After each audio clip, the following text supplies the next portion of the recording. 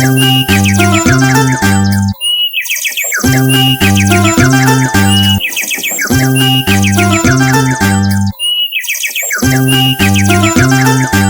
शांति छोटे। ओम शांति भैया। भैया आज की मुरली में पता है नई बात क्या बताई बाबा ने? पहले आप बताओ फिर मैं बताऊंगा। ठीक है छोटे, पहले मैं बताता हूँ। आज बाबा ने बच्चों को कहा है कि यह गीत कितना विचित्र है। महफिल में जल उठी क्षमा, प्रीत बनी है किसके लिए? मरने के लिए। किससे बनी है? भगवान से बनी है ना। तो बाबा ने कहा ऐसी कब किसके साथ प्रीत हुई है क्या जो यह ख्याल आए कि मैं मर जाऊं फिर कोई प्रीत रखेंगे? गीत का अर्थ कितना वंडरफुल है। क्षमा से परवाने प्रीत रख, फेरी पहन जल मरते हैं। तुमको भी बाप के पास आते आते यह शरीर छोड़ना है, अर्थात बाप को याद करते करते शरीर छोड़ना है। यह तो जैसे बड़ा दुश्मन हो गया जिसके साथ हम प्रीत रखे और मर जाए, इसलिए मनुष्य डरते हैं। तो बाबा ने कहा है शरीर छोड़ते हैं भगवान को याद करना चाहिए। भगवान कितना नामी ग्रामी है, वो आते हैं तो सारी पुरानी दुनिया खत्म कर देते हैं। इसीलिए तुम बच्चे जानते हो ये यूनिवर्सिटी है, या भगवान आते हैं। बाबा ने कहा मैं हूँ हेवनली गॉड फादर, और उस फादर से तुमको धन, मिल्कियत, मकान आदि मिलेगा, लेकिन बच्चों को वर्षा मिलना नहीं है, उनको दूसरे घर भेज देते हैं, जैसे कि वारिस ही नहीं है। तो बाबा ने कहा मैं सब आत्माओं का बाप हूँ और मैं तो सबको वर्षा देता हूँ। मैं इनके पास सबको आना पड़ता है, मरना है, कोई जरूर बाप के पास आते हैं तो सबको भूल जाते हैं ना।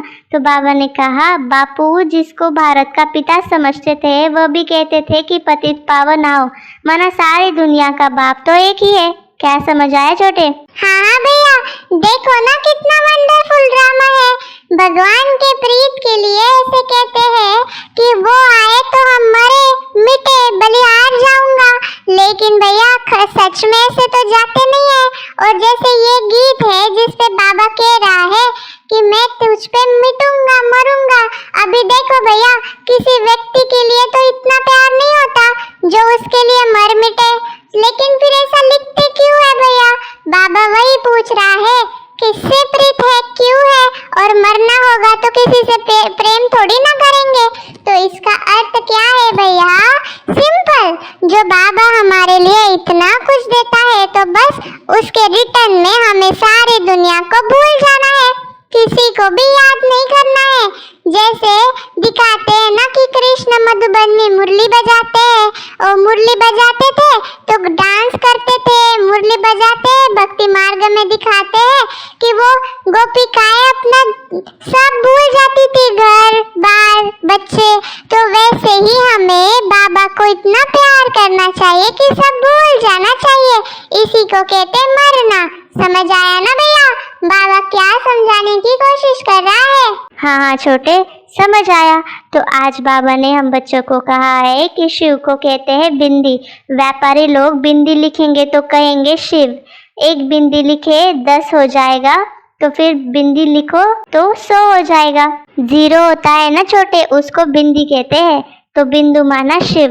तो बाबा ने कहा तुमको शिव बाबा को याद करना है। गीत अक्सर करके पुरुष ही बनाते हैं, तुमको कोई भक्ति मार्ग के गीत आदि नहीं गाने हैं, लेकिन बाबा ने कहा वो अर्थपूर्ण है, इसलिए बाबा समझाने के लिए वो गीत यूज करते हैं। तो बाबा ने हम बच्चों को कहा है छोटे कि धंधे सब में दूर है, बिगर धंधे नर से नारायण बनाने के लिए बाबा कैसे आया? ये सब उन्हों का धंधा है, बाबा का। ये धंधा कोई बिरला करे, बाप का बनकर सब कुछ देह सहित बाप को दे देना है, क्योंकि जानते हो ना हमें नया शरीर मिलने वाला है। तो बाबा ने कहा है कि लिबरेटर आ चुका है, अभी वो हम सबको लेने के लिए आया है, इसीलिए उसे याद करना है। शांति धाम हमारा घर है। सतयुग में शांति धाम सुख सब कुछ है। शांति होगी सुख भी होगा। तो बाबा ने कहा है कि हमें ऐसा बनना है जो हम सुख धाम में जाए, शांति धाम में जाए। क्या समझ आ रहा है छोटे? कुछ समझ आ रहा है या नहीं? भैया मैं कोई डल हेड थोड़ी ना हूँ। जैसे आज बाबा ने कहा है कि अगर मैं इतना समझाता हूँ और फिर भी कोई बच्चे नहीं समझते, तो बाबा ने कहा है वो तो जैसे डल हेड होते हैं, लेकिन मैं कोई डल हेड नहीं हूँ भैया। मैं तो बुद्धिमान हूँ, मैं बहुत होशियार हूँ। मुझे तो सब समझ में आता है, क्योंकि भैया बाबा ने मेरी बुद्धि का ताला खोल दिया है, क्योंकि बाबा आया ही है ना सबकी बुद्धि का ताला खोलने के लिए, इसलिए बाबा ने मेरा ताला खोल दिया है। इसलिए मुझे समझ में आता है भैया कि बाबा क्या कह रहा है, इसीलिए मैं सेवा भी करता हूँ। आज बाबा ने कहा है भैया कि सेवा करनी चाहिए, सबको ज्ञान समझाना चाहिए, प्रदर्शनी करनी चाहिए। और तो और जो लोग खराब चीजें खाते हैं ना, सिगरेट आदि की एक बार टेस्ट करते हैं ना, तो संग का रंग चढ़ जाता है और आदत लग जाती है। तो ऐसी आत्माओं की आदत भी हमें छुड़ानी चाहिए भैया। वैसे ही हमें देहाभिमान की भी आदत लग गई है, इसलिए देहाभिमान की आदत भी हम बच्चों को छोड़नी है भैया।